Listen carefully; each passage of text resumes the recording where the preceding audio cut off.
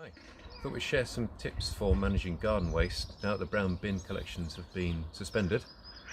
So we don't actually use our brown bin, and the reason for that is because of these here.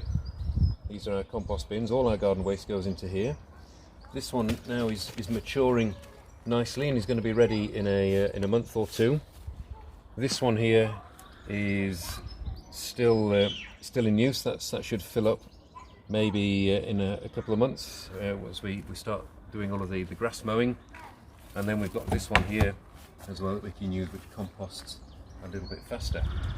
Look on the ground as well. This is where we mulched up our Christmas tree and use that as a path for us to walk on with veg beds.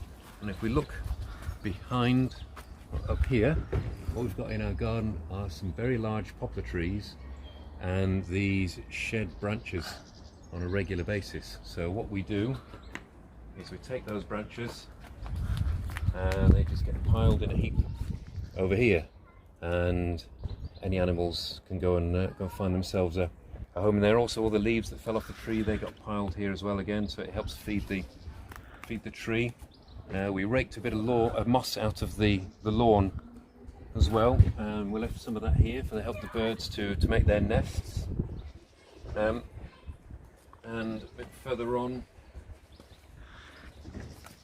bits of the Christmas tree that were too big, we put those in a pile over here, so they'll rot down gently over time as well.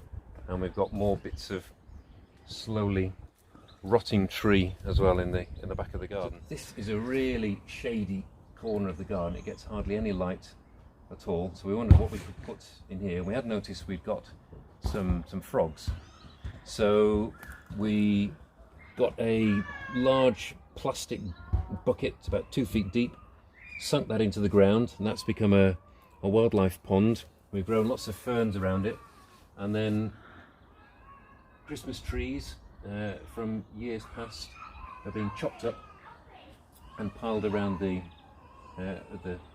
pond here. And the frogs love to hide in that when it gets a bit warm.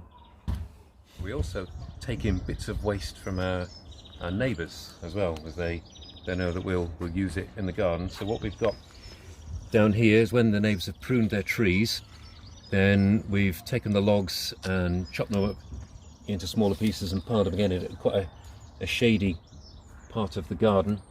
And again, we find frogs, beetles, centipedes, all those kinds of things that live in here, and they just sit there and they'll gradually rot down over time.